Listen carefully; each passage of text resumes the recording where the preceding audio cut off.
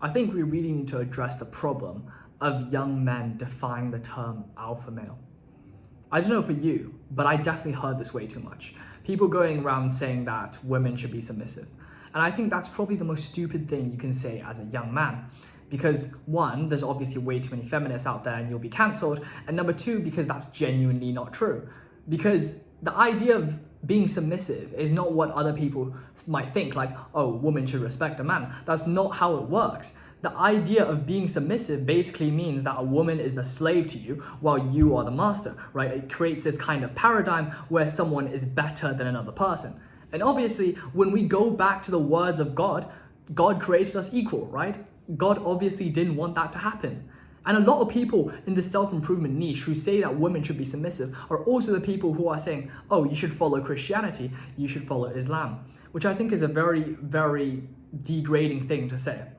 And I also think that a lot of young men think that being an alpha male is being somebody like Andrew Tate, which I also think is a huge, huge problem. Bear in mind, the idea that Andrew Tate brought to us, the idea of escaping the matrix, is completely correct. We are trapped in this rat race. However, what is wrong about that idea?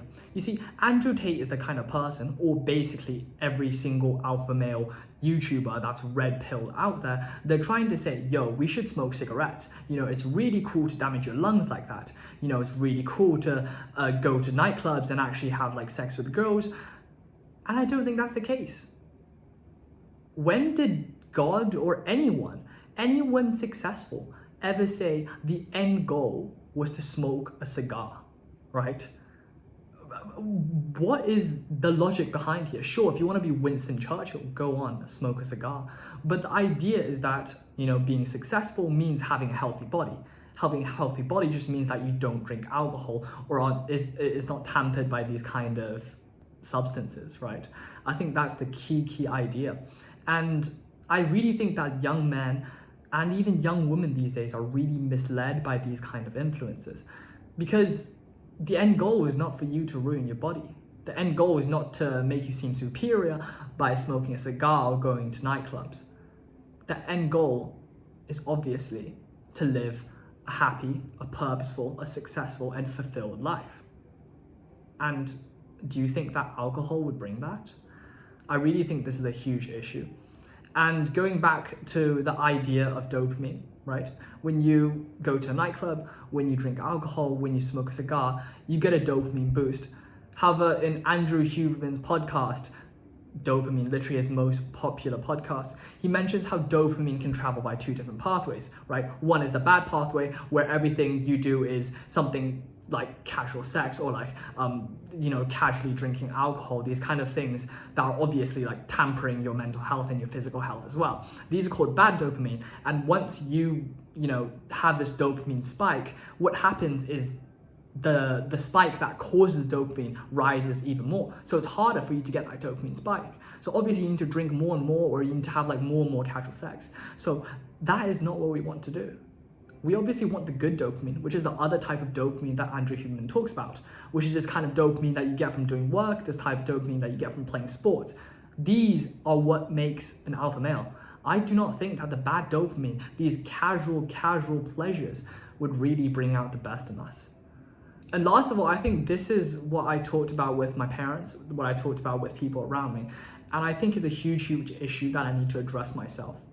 People think it's cool to say words that are vulgar. If we think about the English language, and I'm sure that if we think about basically every single language out there, the vulgar words in the language, such as like the F word or the S word, the B word, stuff like that, I'm not even gonna say it because, I'm forcing a point over here. These words go back to derogatory things such as like sex, these derogatory things such as like believing that women are just like dogs or something like that, And I just think that is not the way it's supposed to work. I'm going to be very honest. I'm going to ask you a question right now. When did you ever see a successful businessman or a successful person in general say a bad word? For me, I genuinely never said that. Or I never heard that in my life. Because I think it represents the like the elite class, right? If you don't say these vulgar words, that means you are not deeming yourself to being even worthy of saying these words. You're saying that, hey, I'm not like, that simple enough to say these bad words because I actually respect myself more. So I think what the genuine definition of an alpha male shouldn't be like, vulgar. A genuine definition of an alpha male should be someone who strives for the best, someone who always improves themselves. And this concept is enforced by YouTubers, by influencers, but it's not taken to heart. I think we need to raise an awareness to this issue.